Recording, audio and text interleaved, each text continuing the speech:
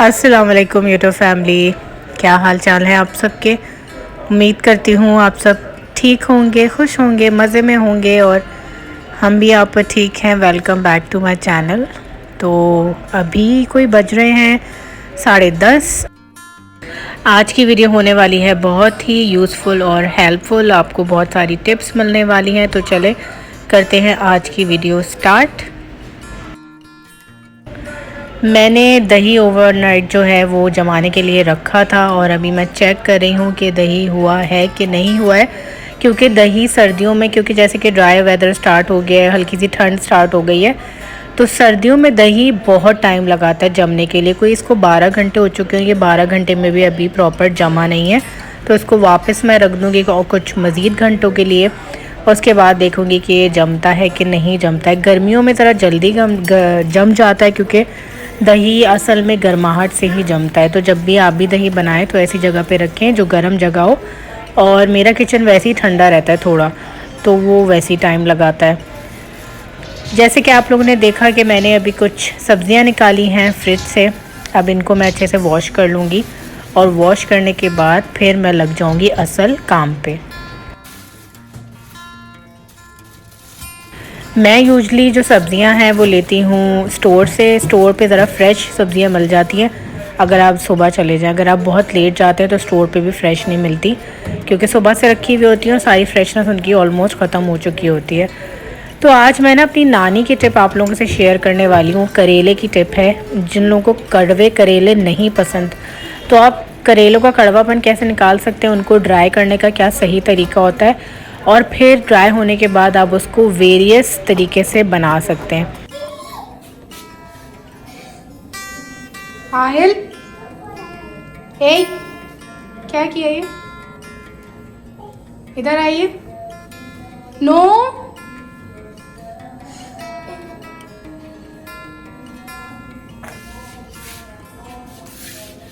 क्या किया ये?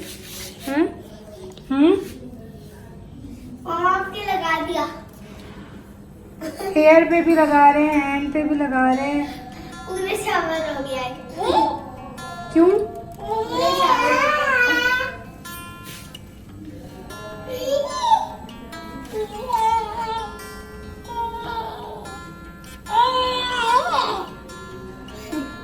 पूरे शावर ले लिया। भाई ने किया है ना, वो देख लो, वो बता रहे आपने किया है। मैंने क्या किया? वो बता रहे आपने किया।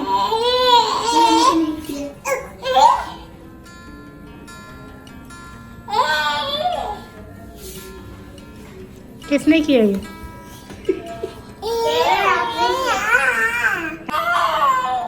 तो किसने किया ये आपने ही फेंका है और भाई ने आपके लगा दिया। हाँ देखा, वो कह रहा है भाई ने किया है। सबसे पहले तो वेजिटेबल्स को पीलर से मैं पील कर लूँगी। जितनी भी जो पील करने वाली सब्ज़ियां हैं मैं भी काट रही हूँ। तुरई और उसके बाद गाजर, और मैंने लिया है बंद गोभी।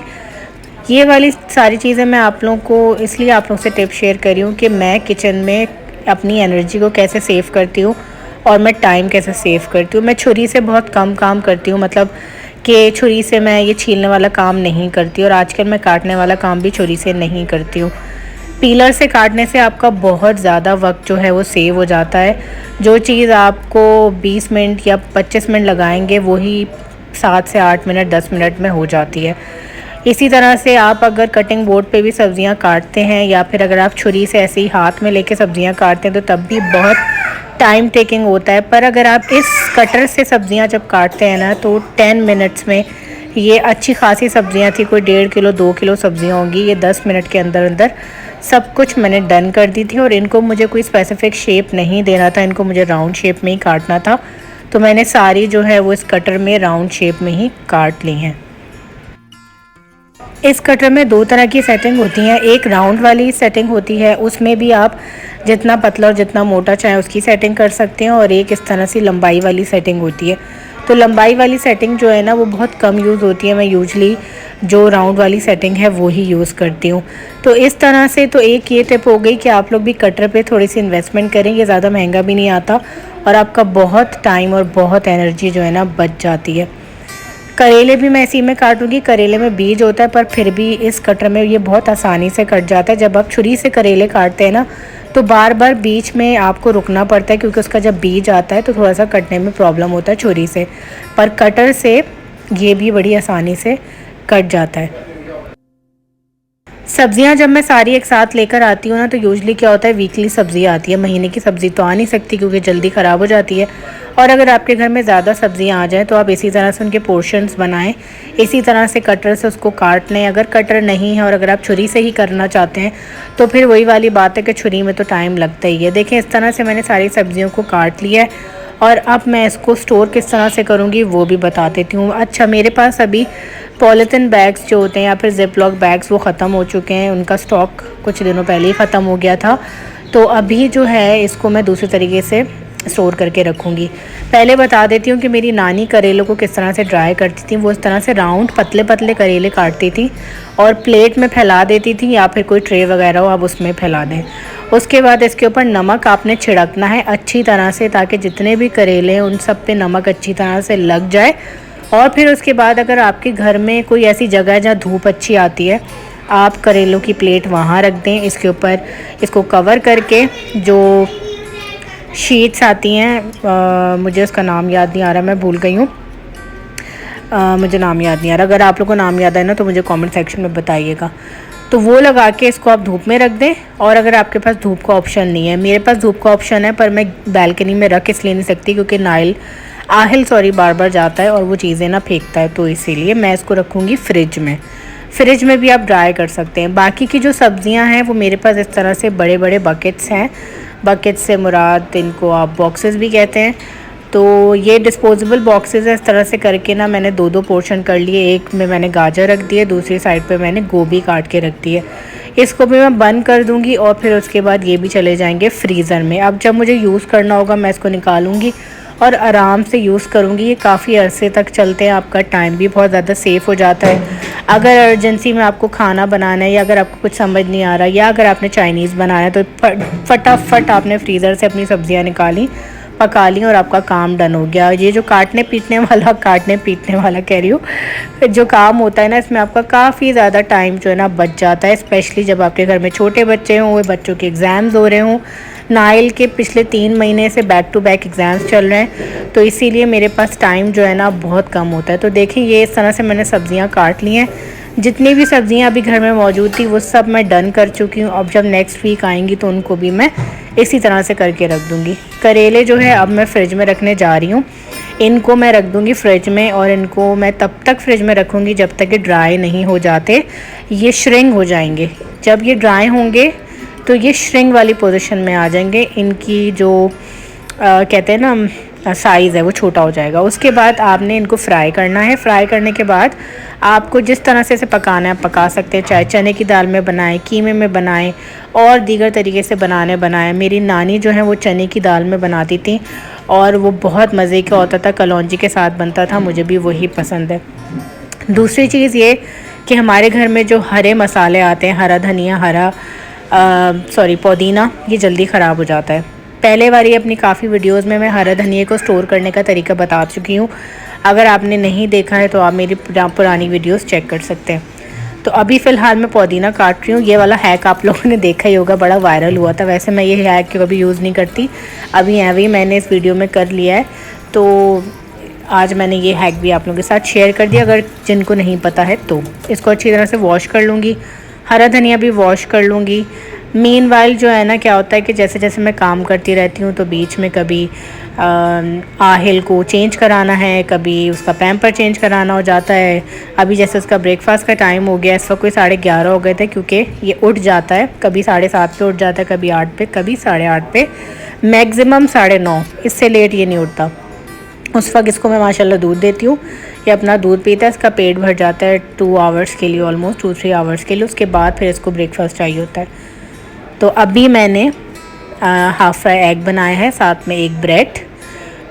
टोस्ट करने से क्या होता है, ब्रेड थोड़ी कड़क हो जाती है। अभी आयल के ना इतने ज़्यादा दांत नहीं आए हैं तो टोस्ट थोड़ी सख्त हो जाते हैं, तो इसलिए बच्चों से वो फिर च्युइंग नहीं करी जाती।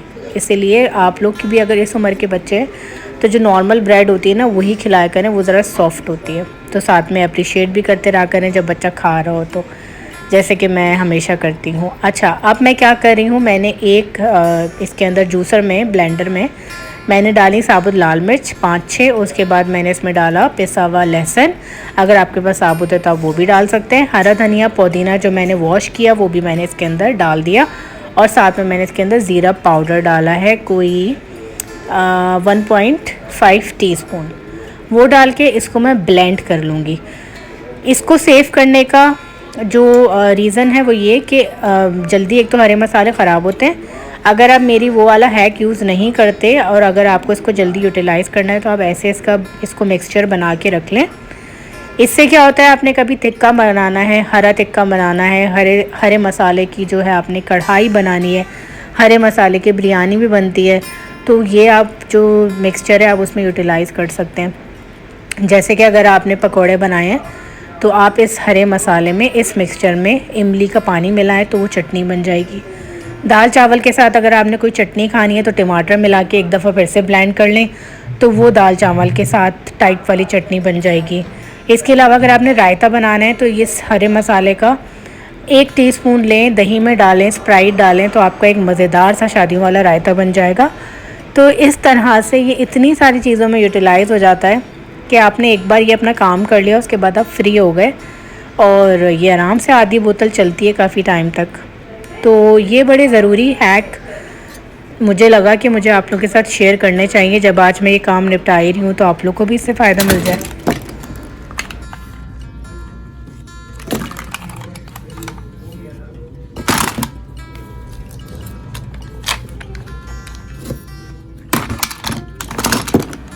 ऑलमोस्ट कोई 2-2.5 घंटे में मैं अपने सारे काम कर चुकी। मीनवाइल मैं साथ साथ खाना भी बना रही थी, जो कि आज मैंने आप लोगों के साथ शेयर नहीं किया वरना वीडियो बहुत ज़्यादा लंबी हो जाती। आज मैंने मसूर की दाल भी साथ साथ बना ली थी, साथ साथ मैंने चिकन कीमा भी बना लिया था और साथ में मैंने राइस भी बना लिए थे और साथ में मैंने किचन भी समेट लिया था और अब मैं मॉप कर रही थी। ये मेरा फ़ाइनल काम था। तो खाना आज मैंने आप लोगों के साथ इसलिए शेयर नहीं किया क्योंकि मैं कुछ सच कोई ख़ास चीज़ नहीं बना रही थी जो शेयर करूं। तो मैंने सोचा कि आज क्यों ना आप लोगों के साथ एनर्जी और किचन में टाइम सेव कैसे कर सकते हैं आप लोग वो शेयर करूं, तो मैंने वो शेयर किया। तो अब आप लोग मुझे बताएंगे आज की वीडियो आप लोगों को पसंद आई है, आप लोगों को कुछ सीखने को मिला कि नहीं मिला, और आने वाली वीडियोज़ के लिए आप मुझे सजेशंस भी दे सकते हैं तो मुझे अच्छा लगेगा। आप लोग मुझसे सीखें, मैं आपसे सीखूं, इससे अच्छी और क्या बात हो सकती है। तो अगर वीडियो पसंद आ जाए तो लाइक कर दीजिएगा, चैनल को सब्सक्राइब कर दीजिएगा, अपनी फैमिली में वीडियो आप मेरी शेयर भी कर सकते हैं और बेल आइकन का बटन प्रेस कर देंगे तो मेरी आने वाली हर वीडियो की नोटिफिकेशन आपको मिलती रहेगी। तो इससे आप मेरे चैनल के साथ और मेरे साथ कनेक्टेड रहेंगे। बस अब ऑलमोस्ट सारे काम हो गए, ये फाइनल टच रह गया है। जो चीज़ों पर रखी हैं उसको मैं अपनी अपनी जगह पे सेट कर रही हूँ। काउंटर्स मैं ऑलरेडी क्लीन कर चुकी थी।